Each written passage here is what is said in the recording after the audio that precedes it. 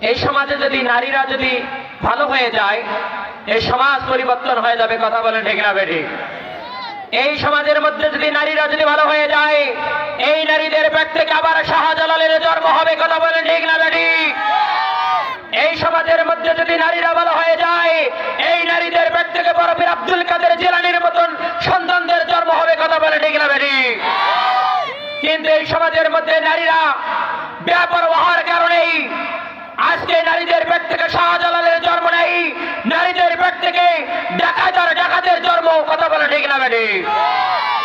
এই যে আজকে মাহফিল, অসংখ্য মাগুলা আমার বোনেরা এসেছে, কিন্তু অধিকাংশ ম্যাক্সিমাম মায়েরা জলপার আসার আর সাইলতের আসার কেনার জন্য আছে। কথা বলে ঠিক না বেঠিক?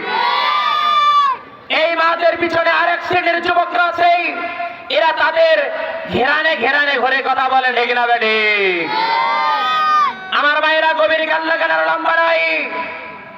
আমি গুনাহগার আমরের লোককে বলতেছি, আমার মায়েরা, নামাজ পড়ে লাভ কি হবে?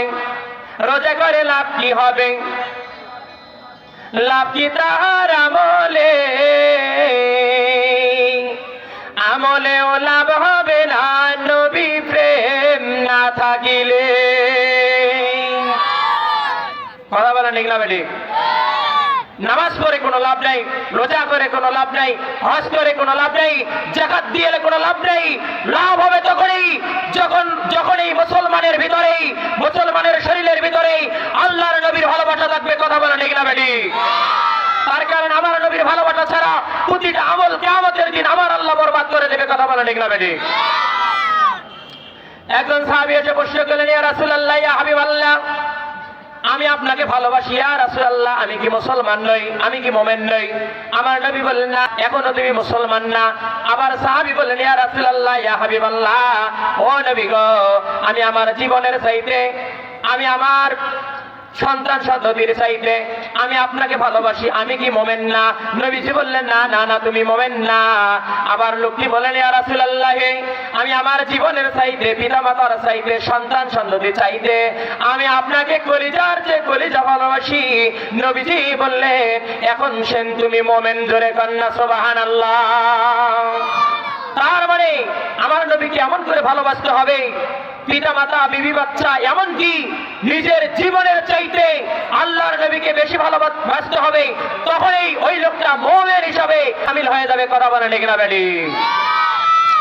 আমার ভাইয়ের আর লম্বা নাই, আমি যে বিষয়ে বলতেছিলাম, নারীরা পারিবারিক জীবনে যদি স্বামীর ভালোবাসা পেতে চায়, ওই নারীগুলাকে বিশ্ব নবীর 10টি সুন্নতের উপরে আমল করতে হবে। জোরে জোরে বলেন সুবহানাল্লাহ। তাহলে নারীরা যদি স্বামীর ভালোবাসা পেতে চায়, তাহলে পারিবারিক জীবনে কয়টি নবীজির সুন্নাহ পালন করতে হবে? 10টি সুন্নাহ পালন করতে হবে। তাহলে ওই সমস্ত নারীগুলাকে স্বামী পাগলের মতো ভালোবাসবে। কথা বলে ঠিক না বেঠিক? তার কারণ আমার নবীর সুন্নাহ নাই যেখানে শান্তি নাই, সেখানে নবীর সুন্নাহ আছে যেখানেই শান্তি আছে সেখানে। আমার ভাইয়েরা গভীর কান লাগান। এই মা পর্দার আড়ালে যারা আমি গুনাহগারকে প্রজেক্টরের মাধ্যমে কিংবা আমি গুনাহগারের কথাগুলো শ্রবণ করতে সময়েরা রে, গভীর কান লাগান মায়েরা, যদি স্বামীর ভালোবাসা পেতে চাও 10টি নবীজির সুন্নাহ পালন করো। 1 নাম্বার যে নবীজির সুন্নাহ, নামাজ পড়ার পরে মায়েরা স্বামীদের জন্য দোয়া করতে হবে। জোরে কোন সুবহানাল্লাহ। আমার মায়েরা, হাদিস শব্দের অর্থ কি? বিশ্বনবী সাল্লামের পতাকা ও মৌন সম্মতিকে হাদিস বলা হয়। পক্ষান্তরে সাহাবায়ে কেরামের সম্মতিকে হাদিস বলা হয়। আম্মা জান খাদিজা রাদিয়াল্লাহু তাআলা আনহা বলেন, হে দুনিয়ার নারীরা, তোমরা যদি স্বামীর ভালোবাসা পেতে চাও, তোমরা অবশ্যই করে নামাজ পড়ার পরে তোমার স্বামীদের জন্য দোয়া করো। জোরে কন্যা সুবহানাল্লাহ। আমার মায়েরা, তাহলে 1 নম্বর কাজ হলো আপনার জন্য প্রতি নামাজ 5 ওয়াক্ত নামাজ পড়ার পরে স্বামীদের জন্য আপনারা দোয়া করবেন। তাহলে পাগলের মতো তোমার স্বামী তোমাকে ভালোবাসবে।